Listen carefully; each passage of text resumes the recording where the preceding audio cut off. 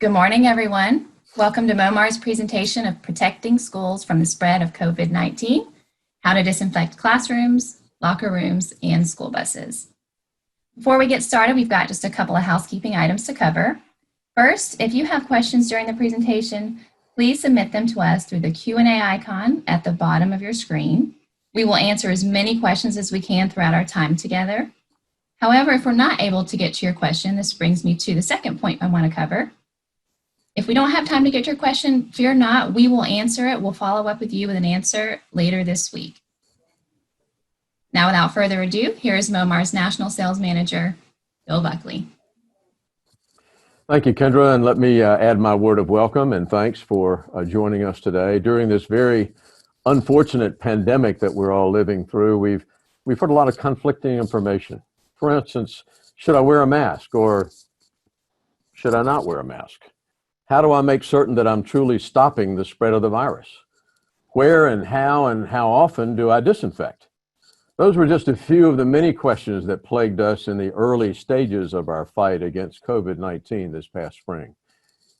In the face of so many unanswered questions, we were, however, certain of this. As a manufacturer of solutions that kills the coronavirus, we knew we had a responsibility to help stop the spread of the virus and to separate fact from fiction for our customers. You are here today to either confirm what you do know or learn what you don't know. In either case, this webinar counts as an educational effort on your part and ours as we continue to make efforts to stop the virus. To authenticate your presence here today, to continue your education regarding this critical healthcare issue and how it affects your schools, each of you will receive a continuing education certificate from Momar confirming your attendance today, signed by Wes Gary, someone you'll see very soon, Momar's Chief Technical Officer and one of our instructors. We have been helping to keep schools healthy since 1947. That's 73 years now. With a technical staff of 12 chemists with over 200 years of collective experience, Momar manufactures EPA Safer Choice cleaning solutions that earn LEED facility credits. We are also a foundation member of the Healthy Schools campaign.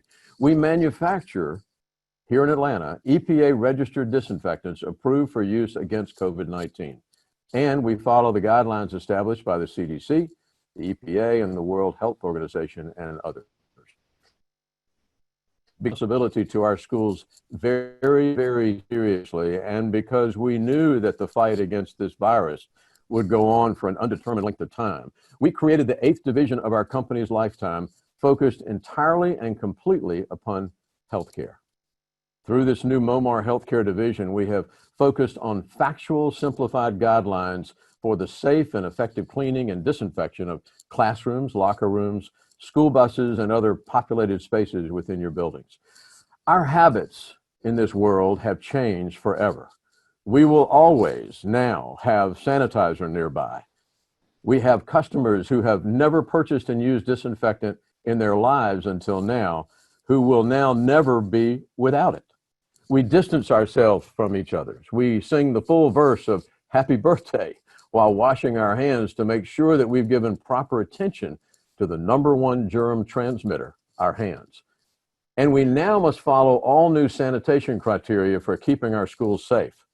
That's why we're here today. The Momar Healthcare Division is laser focused on every bit of that. As you join us today, we know you have questions. As Kendra mentioned throughout this webinar presentation, we'll give you the opportunity to ask the questions that you have now and any questions that may come up during our time together today. But let's see if we can answer some of them, maybe most of them, before you have to ask. Leading our presentation today is a team of Momar experts. On your left, Wes Gary. Wes serves as Momar's Chief Technical Officer for all of Momar's divisions, including our newest, our Healthcare Division. Wes will focus on the steps necessary to prevent the spread of COVID-19 and the solutions, the products, the dispensers, the equipment, and the procedures that will work together as a team to stop the spread. Because the expense of the additional products and resources are required to fight COVID-19 weren't part of the school's budget when the new year started back in January. I'm sure you remember that. We want to help you find the money to fund the fight. On your right, Joe Winker, our school funding and grants specialists help you understand steps to take to locate the money you need to stop the spread. And for a moment, here's a news flash. Let me mention a word that you aren't used to: free. You can get the solutions we talk about today for free. No one wants to spend money only to find out later that what they paid for, they could have gotten for free. So stick around. After we tell you about the products and the dispensers and the equipment that will keep you safe that you'd buy, you're going to hear Joe Winker talk about how everything you need and want to fight this unexpected fight against the coronavirus can be yours for free. Imagine what a shot in the arm that will be for your budget. Don't miss the funding and grant alerts that Joe will tell you about. Now we return to our regularly scheduled webinar. We'll start today with the basics, the fundamentals of knowledge that we need, that everyone needs to know. And to do that, here's Chief Technical Director Wes Gary. Wes? Good afternoon or good morning, everyone, and thanks for the introduction, Bill. Let's get this thing started. We have so much to cover today, and I want to be respectful of everyone's valuable time.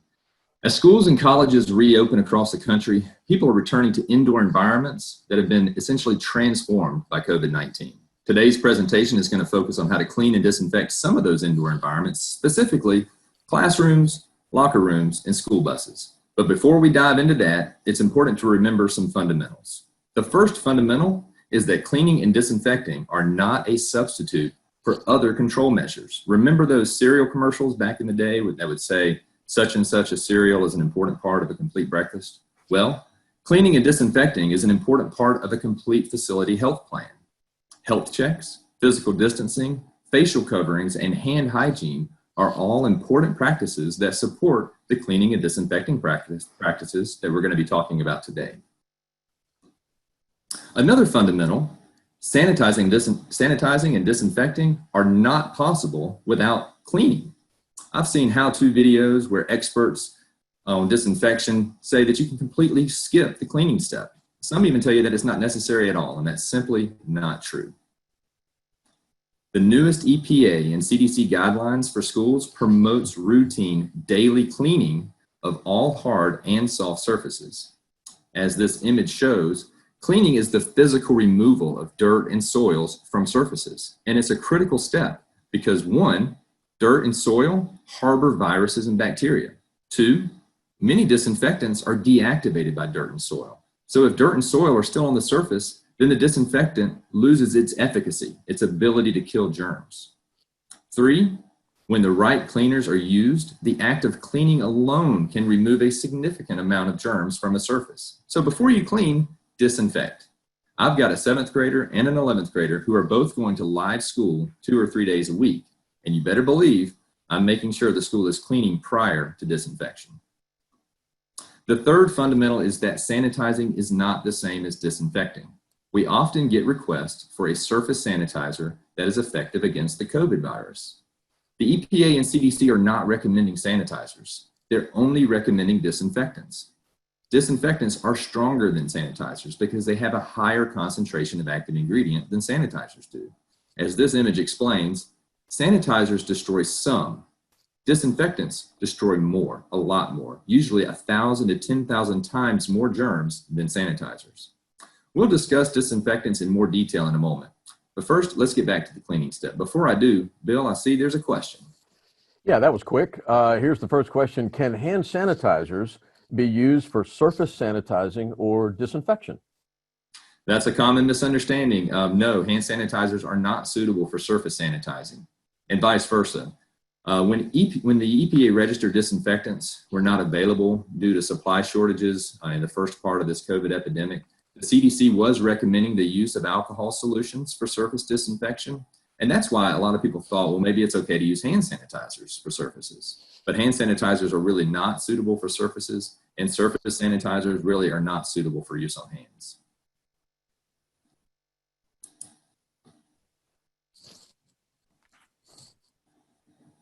We do know a lot about SARS-CoV-2, the COVID virus. We know a few things. Let me go through what we know about this.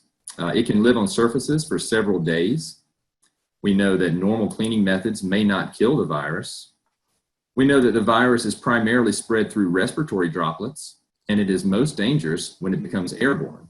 But we also know that the virus doesn't remain airborne for long. And the most important thing we need to know for our purposes today is that the virus is surrounded by a protective lipid envelope. Lipid is essentially a fatty protein that is highly water resistant and can be difficult to remove from a surface without the right products and without the right procedures. When combined with the presence of other organic soils like sweat, dust, mold, mildew, soap scum, food residue, and bodily fluids, the SARS-CoV-2 COVID virus can be rather persistent, even downright stubborn. That's why it's important to choose the right cleaning solution to properly prepare a surface for disinfection. And not all surface cleaners are effective on lipids or the other organic soils where viruses and other microbes hide. And those that are often contain hazardous ingredients that are harmful to human health, especially with repeated exposure. With increased cleaning frequency in our schools, it's more important now than ever to use cleaners that are proven effective on lipids and on organic soils, and that are proven safe for use around sensitive environments, such as schools. So let's talk through the most important considerations when selecting cleaners for your school. First, choose a cleaner that has been independently certified by a third party for performance and safety. The EPA's Safer Choice and Green Seal program are two such examples. Second, choose a cleaner with a neutral pH. Chemical technology has advanced greatly over the past several years. It's no longer necessary to use harsh acids, caustics, or solvents to clean most surfaces. So be sure to look for a neutral pH. pH should always be reported in Section 9 of a product safety data sheet. And a neutral product is going to have a pH somewhere between 6 and 9. Having a neutral pH is important not just to protect the surface that's being cleaned, but also to protect anyone who may come in contact with the product or residue left behind after cleaning. Third, choose a cleaner with stabilized hydrogen peroxide, also known as active oxygen. Peroxide is being used in a lot of cleaners now because of its ability to break down lipids and other organic soils without bleaching the surfaces the way that chlorine does, and without the reactive risk that chlorine has. Fourth, because indoor air quality is extremely important, choose cleaners that are free of fragrances and other volatile organic compounds. This is very important in schools, especially around youth whose bodies are still developing and around people with asthma who are sensitive to the respiratory irritants found in many conventional cleaners. Fifth, choose a cleaner with a long shelf life. Many conventional cleaners and even some high-performance cleaners have a relatively short shelf life, so it's important to use cleaners that don't degrade rapidly over time. This ensures that the expected level of cleaning performance is achieved. Those are our top 5 considerations, and we've listed several others here that should also be considered. Ask your Momar representative about Momar's Green Action product line. We manufacture 4 products that meet all those considerations on the previous slide. Dash is excellent in school kitchens and cafeterias. Nutrox is our most versatile cleaner. It's suitable for use on all hard and soft surfaces in schools. Oomph is excellent on carpets, rugs, mats, curtains, uniforms, and other soft surfaces. And Vigor is excellent on outdoor surfaces, such as playgrounds, as well as extremely greasy surfaces like those found in bus shops. All 4 of these products were formulated in partnership with the EPA Safer Choice program. All 4 are peroxide fortified, and all 4 are extremely proficient at dissolving and emulsifying lipids and other organic soils that harbor viruses and bacteria. These 4 products can be used daily to keep surfaces clean without harming the surface or creating a health for students and teachers. Now let's turn our attention to disinfectants. Not all disinfectants are created equal either, and not all disinfectants are effective against the COVID virus. Many that are really shouldn't be used in schools because they contain harsh chemicals or allergens or other sensitizing compounds. With increased disinfection frequencies in our schools, it's more important now than ever to use disinfectants that are safe for the applicator, safe for the students, and safe for the teachers. So, just as we did with the cleaners, let's briefly talk through the important considerations of choosing a disinfectant. First, choose a disinfectant that is on the EPA List N. This is a list of disinfectants that are approved for use against the COVID virus. Momar manufactures 7 products that are on List N. Second, choose a disinfectant with a neutral pH. Remember, disinfectants are going to remain on the surface long after the application. So you don't want to leave a residue with a really high or really low pH because it may harm people who are exposed to those surfaces. Most neutral disinfectants are going to have a required contact time of 10 minutes. Some schools are using disinfectants with a high pH because high pH disinfectants often offer shorter contact times. We actually manufacture high pH disinfectants with contact times as low as 1 minute. But we don't typically recommend those for use in the school setting because we feel strongly that it's worth the extra few minutes of contact time to avoid the risk of harming teachers and students. Third, choose a disinfectant that is labeled for the surfaces that you need to disinfect. Not all disinfectants are approved for use in schools, and not all are approved for use on waxed floors, whiteboards, keyboards, and other sensitive surfaces that are found in schools. So be sure to read the label and ask your Momar representative what to use. The label or your Momar rep will tell you exactly what the EPA has approved. And if it isn't on the label, then it hasn't been approved by the EPA. Fourth, choose a disinfectant that's labeled for the application method that you're going to use. And not all disinfectants are approved for every application. Some aren't approved for foaming or for spraying or for misting or for fogging. So read the label or ask your Momar representative. Your Momar representative will help you make sure that you're using the correct product based on the application method. Fifth, choose a disinfectant with a long shelf life.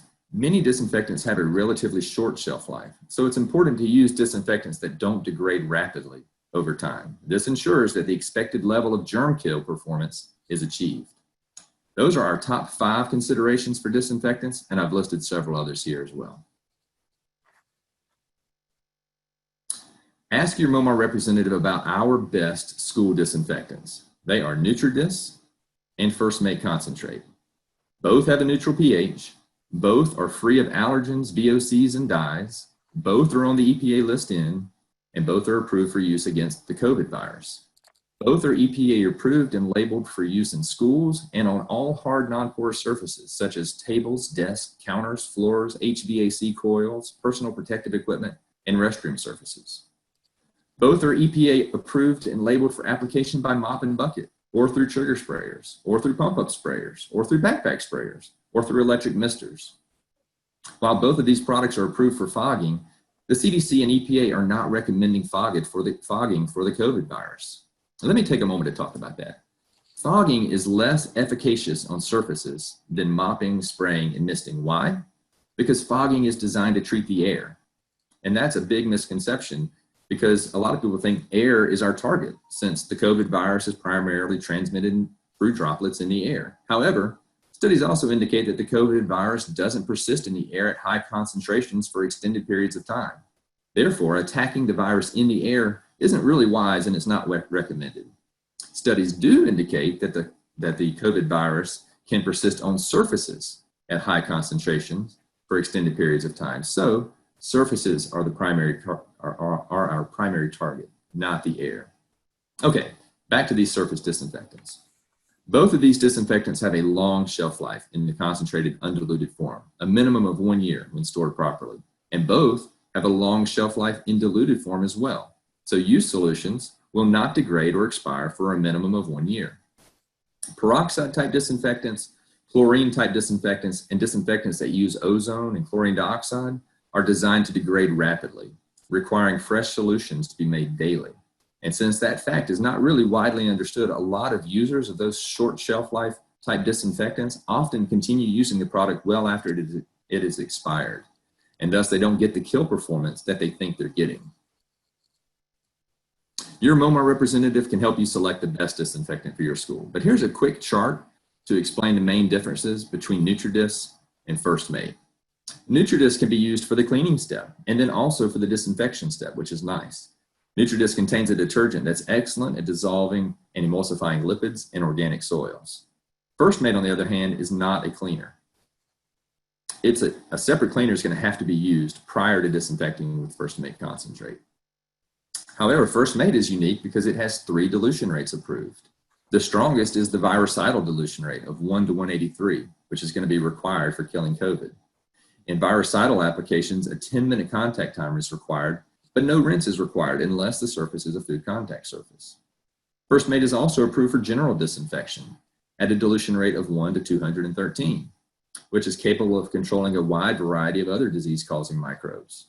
In these disinfection applications, a 10-minute contact time is still required, and also no rinse is required unless it's on a food contact surface. In sanitizer applications, only a 60-second contact time is required, and that confuses some people. Just remember, the control level is much lower in a sanitizer because the dilution rate is so much higher. It's 1 to 512 for first mate, meaning that the solution strength of the sanitizer is much weaker than the solution strength of the disinfectant or virucidal strength. The reason for this is that sanitizing is really designed for food contact surfaces where rigorous cleaning is performed a lot more frequently and where the amount of chemical residue that's allowed to remain behind is much lower. Nutridis is really better suited for use on non-food contact surfaces. But Nutridis can be used on food contact surfaces as well, as long as it's rinsed with potable water. Bill, I see that we have another question. We do. Wes, the question is, do we have fragranced and unfragranced options for disinfection? We do. I should have mentioned this earlier. Nutridis is available in lemon, mint, and cherry, whereas First Mate Concentrate is our odorless, fragrance-free option. Thanks, Wes. I noticed that both Nutridis and First Mate are highly concentrated. Can you tell us a little bit more about the importance of proper dilution? Absolutely, Bill. When it comes to diluting concentrates with water, too weak may not kill the germs, and too strong may damage surfaces or cause injury. So proper dilution is very important. Also, proper dilution can save schools a lot of money. Concentrates are widely preferred in schools because they are far more cost-effective than ready-to-use liquids, aerosols, and wipes. Let me demonstrate two examples. First, for our cleaner, I chose Vigor. When Vigor is diluted through our Mix Master Proportioner, 1 gallon of the concentrate is able to produce 512 quart bottles of peroxide fortified cleaning solution at a cost of 10 cents per quart. That's enough use solution to clean 1,000 classrooms, or 500 locker rooms, or 750 school buses, all from just 1 gallon of concentrate. For our disinfectant example, I chose Nutridis. When Nutridis is diluted through our Mix Master Proportioner, 1 gallon is able to produce 512 quarts of EPA in-list approved disinfectant solution at a cost of about 9 cents per quart. 512 quarts is enough to disinfect 2,000 classrooms, or 1,000 locker rooms, or 1,500 school buses, all from just 1 gallon of concentrate. So proper dilution really matters because proper dilution will guarantee your use cost. All schools are budget conscious, and there is no better way to save money than by guaranteeing your use cost, the cost of the product in the bucket or in the sprayer. So be sure to ask your Momar representative about Momar's Mixmaster dilution systems. Your Momar rep can supply, install, and service those systems for you. Wester, all the products that we're discussing today compatible with the Momar Mixmaster? They sure are, Bill, and that's actually the subject of my next slide. First Mate, Nutridis, Dash, Nutrox, Oomph, and Vigor are all color-coded and compatible with our Mixmaster proportioners. 3 of our Mixmasters are shown here, and we have several others. With our Mixmaster products and dispensers, the concentrate is color-coded, the hose is color-coded, the dial is color-coded, and your Momar representative will provide color-coded quart bottles and color-coded secondary container labels for the diluted solution as well. Whenever I talk about diluting concentrates, I also like to talk about labeling those diluted solutions. It's very important, especially in schools.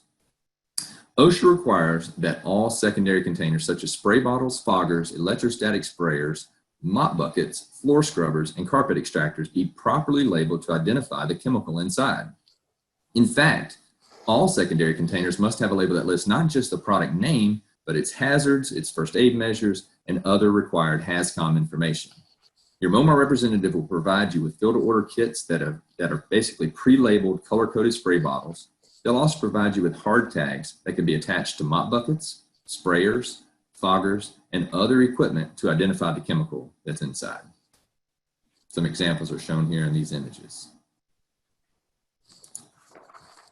Wes, if it's okay, let me take the next slide. If that's all right with you. It's sort of a common sense matter.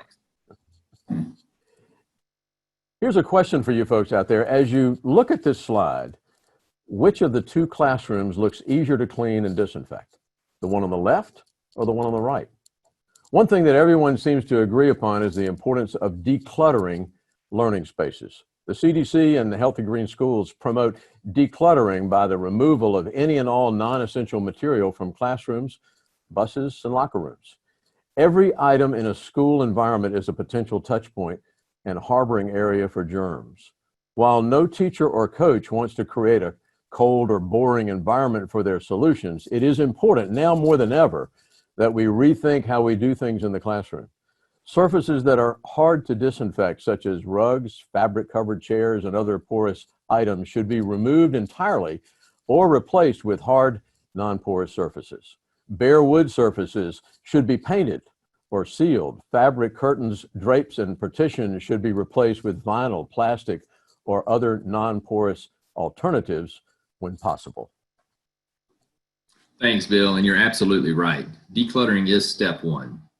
And once those areas are decluttered, industry best practices promotes the use of microfiber cloths for all hard surface cleaning because microfiber is superior for removing dirt, dust, and even germs. They are reusable and they can be longer between each use. So step two is to choose the most appropriate cleaning equipment, and your Momar representative can help with that. Step three is to clean, and proper cleaning means following the manufacturer's label for whatever cleaner that you're using. Since we used Vigor as our earlier example, I'll use it again now. Shown here is the Vigor product label. All Momar product labels contain detailed application information on every container that we ship. Our labels provide the dilution rates and detailed instructions, but better than our labels are our Momar representatives who can demonstrate and train you on how to use all of our cleaners and disinfectants in your schools. With Vigor and most chemicals, it's important to thoroughly wet the surface with the cleaning solution. Then provide agitation with a cloth, sponge, brush, cloth, auto scrubber, or mop. Agitation improves cleaning performance by up to 10%, which allows lower concentrations and lower volumes of chemical to be used for most cleaning tasks. That not only saves money, but it also reduces the amount of chemical that's added to the learning environment. Next, the rinse step.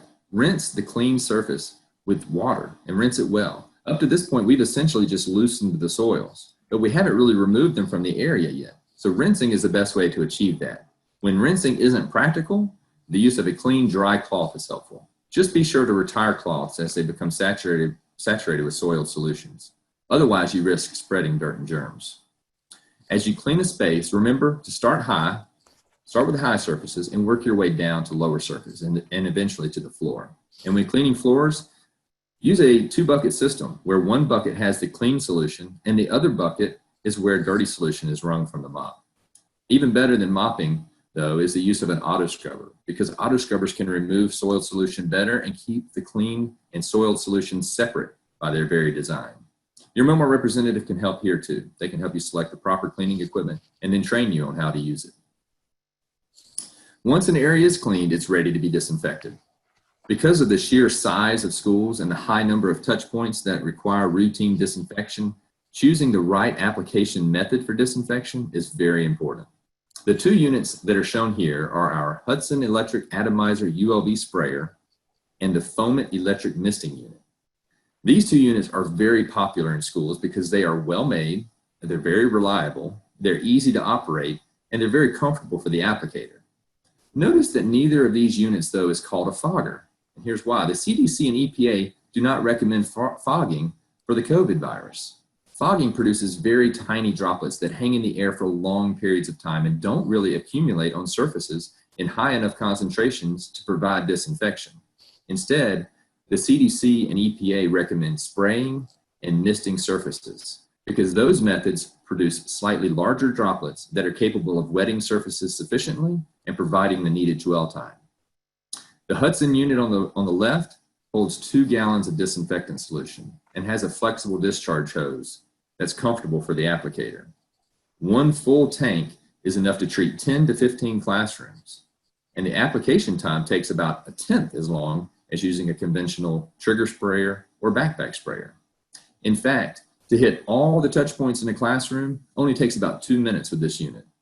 To hit all the touch points on a school bus takes about 90 seconds, and to hit all the touch points in a locker room takes about 1 minute. The Foamit Mister on the right holds 15 gallons of disinfectant solution, which is enough to treat 70 to 100 classrooms in just one tank. To hit all the touch points in the classroom only takes 90 seconds.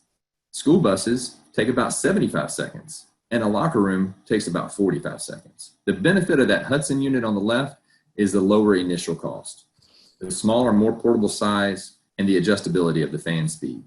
The benefits of the foamy unit on the right are the larger solution tank. We also can outfit it with a hose that can extend over 100 feet from the base unit. That long extension hose helps a lot in school, in large classrooms, as well as in school buses. Plus, it has a long extension wand that helps the user reach high places or in between bus seats or down underneath low spots. Ask your Momar representative for a demonstration on these units. They can also provide you with training videos, they can service your equipment, and provide you with other types of assistance as needed. Bill, I've talked a lot about cleaning, disinfecting, dilution stations, and application equipment, but none of that really matters if we're not focusing all that effort on touch points. Can you talk for a moment about Momar's Healthcare Division touchpoint guides? I'll be happy to. In a high-traffic facility like your school, cleaning and disinfecting can feel like a never-ending task.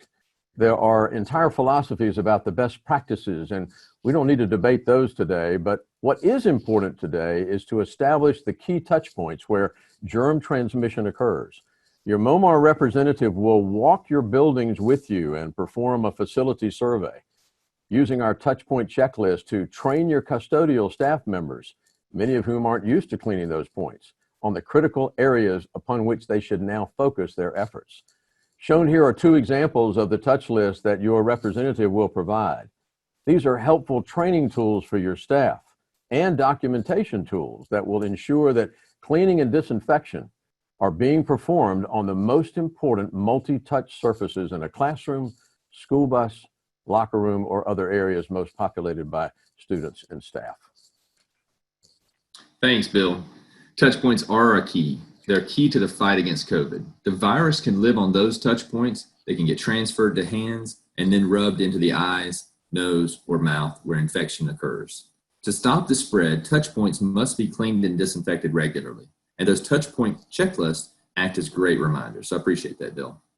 Let's talk about how to disinfect a classroom. No two classrooms are the same, but thanks to social distancing, most classrooms are easier to clean and disinfect now because the desks are all spread out. Here are a few tips when disinfecting a classroom using a sprayer or a mister.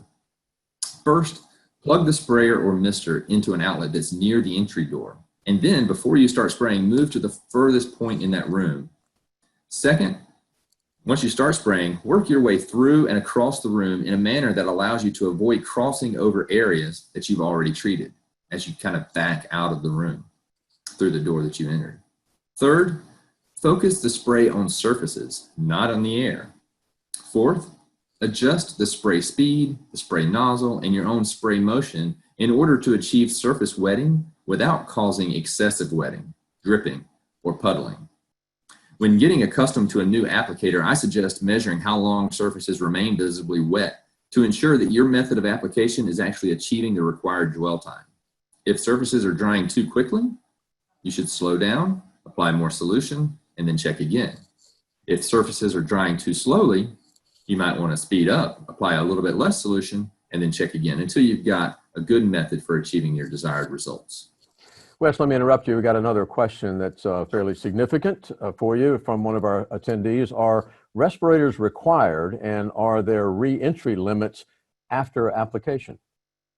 This is another common question that we get from a lot of people because they're confused between fogging and spraying or misting. Fogging always requires the donning of a respirator because droplets are extremely small and they disperse and linger in the air for long periods of time, sometimes for hours.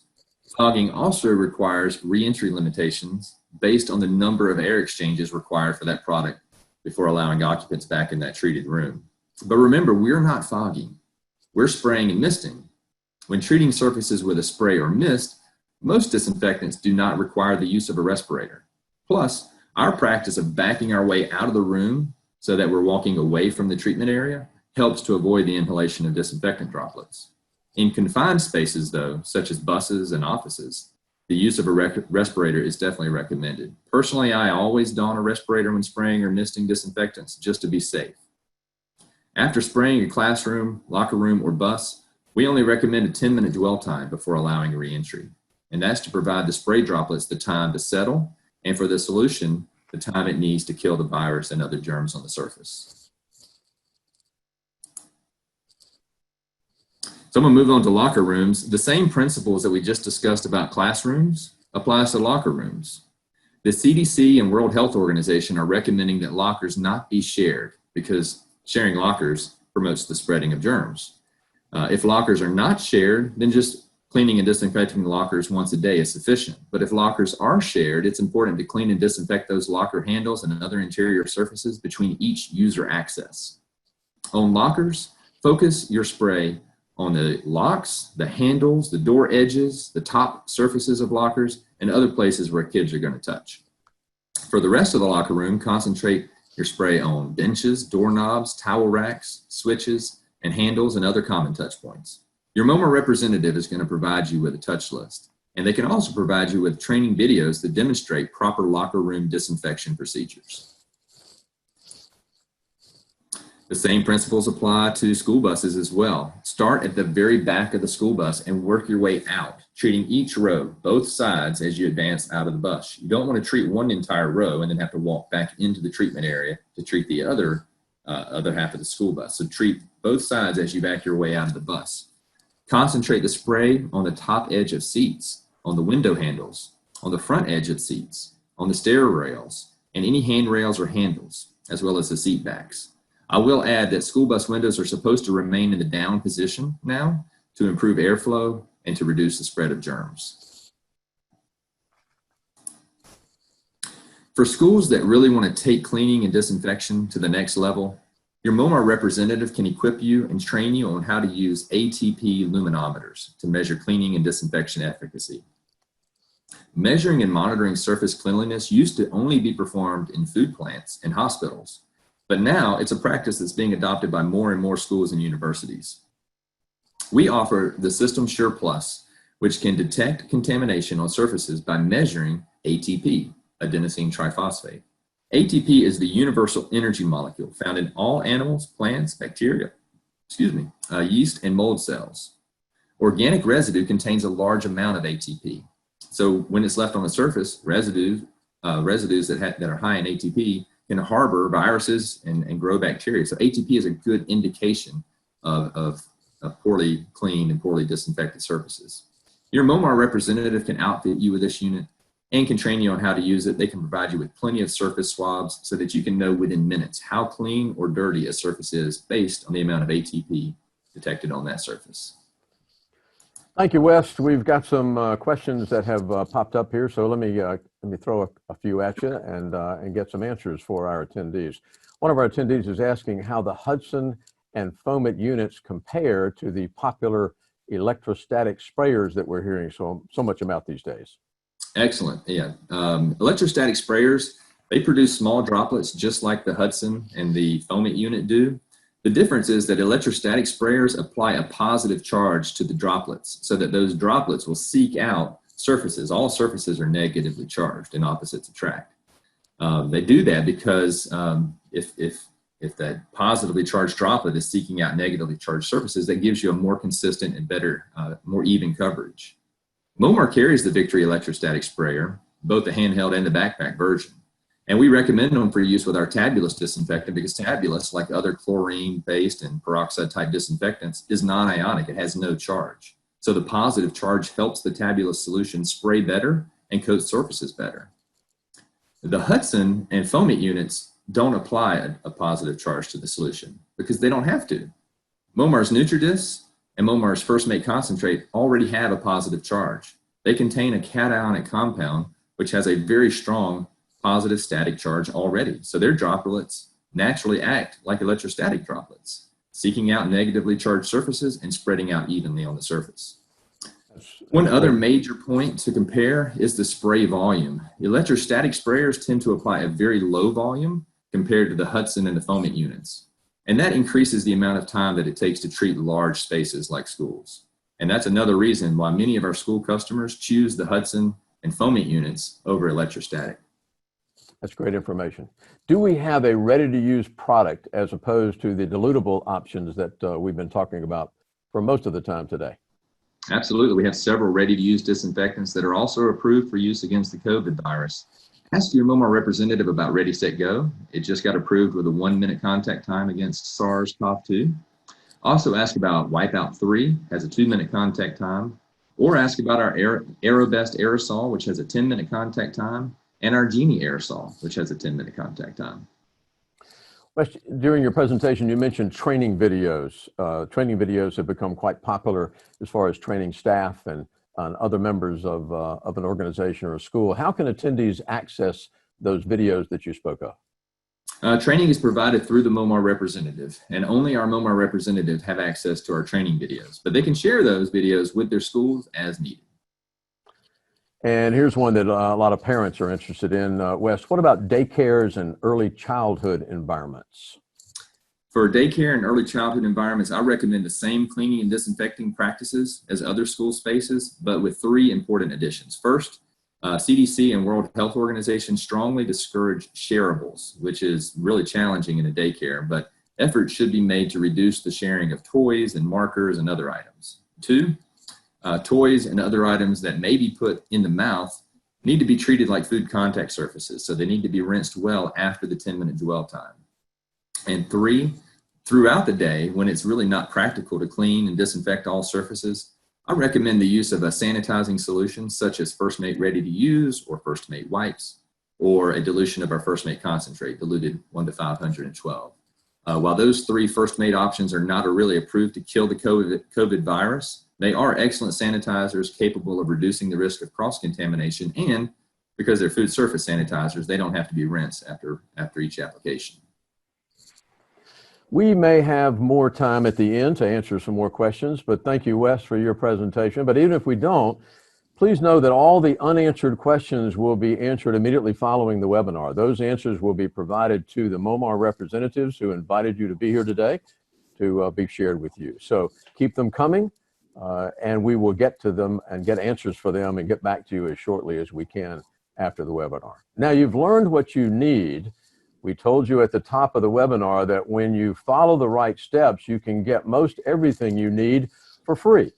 As you look at your budget, that just got destroyed by COVID and face the ongoing cost of the battle for protection against the spread of COVID-19. Listen closely now to our grants and funding expert, Joe Winker, as he shares with you some free advice about how you can get free money to pay for the COVID costs. Joe? Good morning, everyone. Before we get started, I would first like to thank Wes and Bill.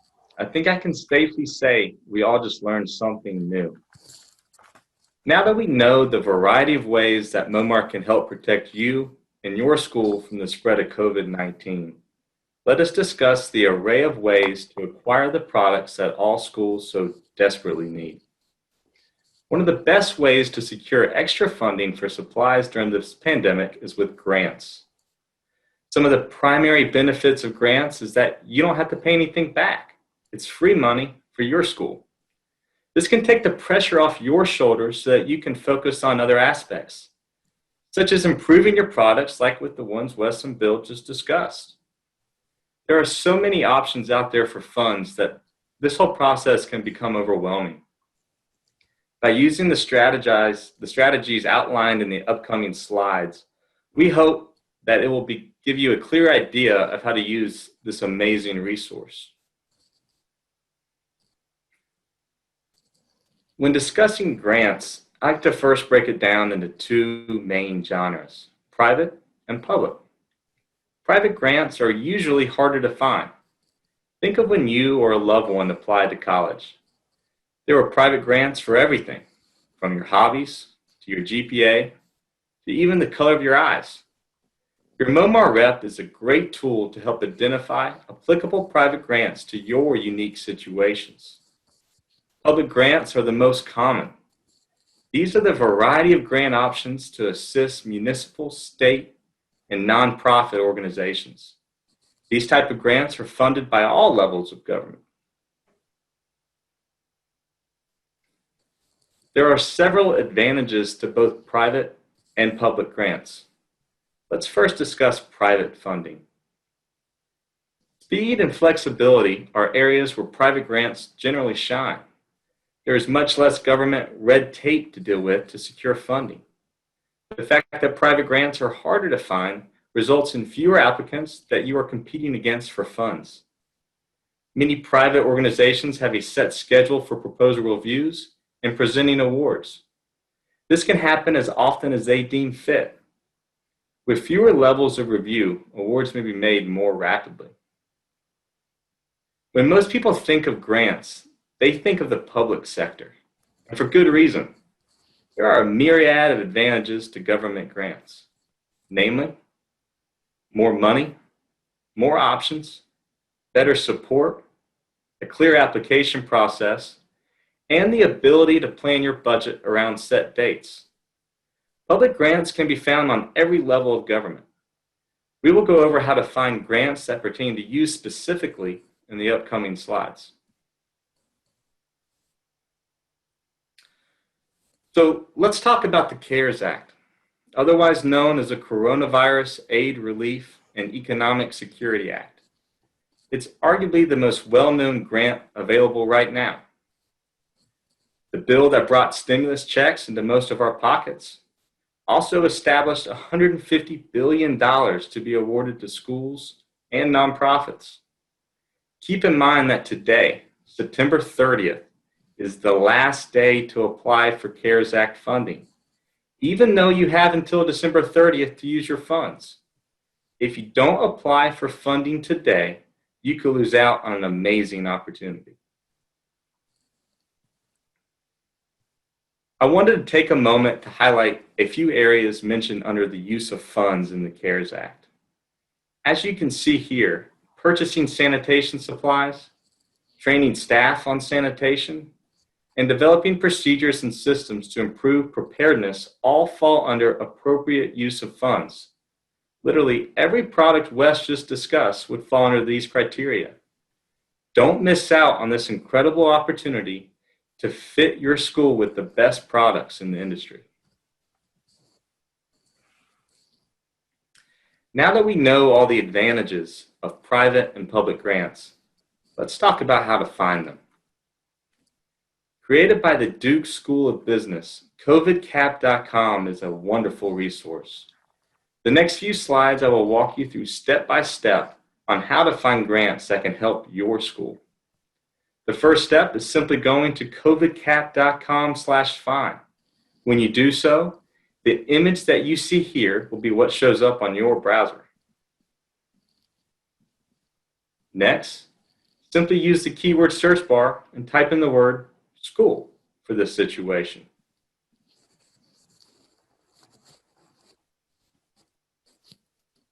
After you hit search, you will have a list of results that will show up. As you can see here, we have 1,166 total results. From this point, we can choose just to scroll and look at our options, or sort by state, province, or country. When you scroll down to view your result, this is a good example of what that will look like. If you find a grant that interests you, simply click on the plus sign to view more information. You can also go to the grants website page from this point for further information. After hitting the plus sign, you can view the specifics of your selection further. This grant looks like a potential winner to me. From here, I would follow the steps from the link to complete my grant application. Unfortunately, amazing resources to search and sort private grants do not exist.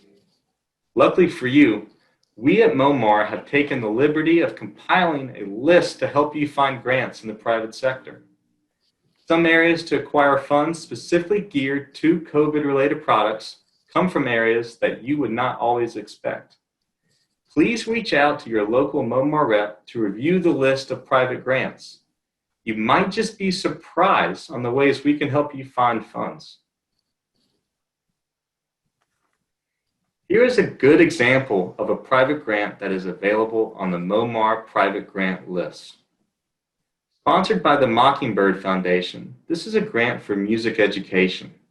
The awarded grant money can be used on purchasing materials, such as the ones Wes discussed, if they are used solely in the music department of your school. By utilizing the different grants that are available, you can spend your dollars more wisely. Private grants exist in almost every extracurricular department. Allow us at Momar to do the looking for you. Momar has been keeping schools healthy financially and physically since 1947. Bill, do we have any questions? We do. First of all, the deadline for applying for the CARES Act is today. Do we know what time that is? Is it by midnight tonight? Is that correct? It's midnight tonight, yep, Okay. for the application for funding, yeah. All right. In regards to the CARES Act, do governments have to return the unspent funds to the treasurer, or do they get to keep it? They actually do. Any allocated funds that were given to a school or a school board, if they are not used by December 30th, they must be returned to the Treasury Department. Are some of the grants listed available to nonprofits or also to religious schools? Absolutely. Most grants that you find in relation to schools are available to nonprofits, private schools, Christian schools, any type of religious school, as well as your public institutions. And the last question that we will take here today live is this, Joe. Can my nonprofit or school apply for more than one grant at a time? That's a great question. The more the merrier. As many as you can apply for, it just increases your odds. So you should always apply for as many as that you can fit the criteria for. Thank you, Joe. What we're going to put on the screen now are resources for the information that we have shared today. Like the EPA and the CDC, there's some links for information, as well as grants and funding resource links that Joe just went over that will be on the next couple of screens. The same information will be provided to your Momar sales representative as well, who will be your best resource. And let me just simply emphasize that as we say goodbye to you and thanks for being with us today. Your Momar representative is your best resource. He or she has this information with regards to our healthcare program, all of the solutions that Wes went over, all of the funding information to get free funding, free money to pay for these solutions that were unanticipated that Joe just went over. So your Momar representative who invited you here today will be in touch with you. And we thank you for being here. We want to be your resource. We all have a fight going on, and as the fight goes on, we must fight together. So join us when we can help you, because we know we can. Thank you and have a great day.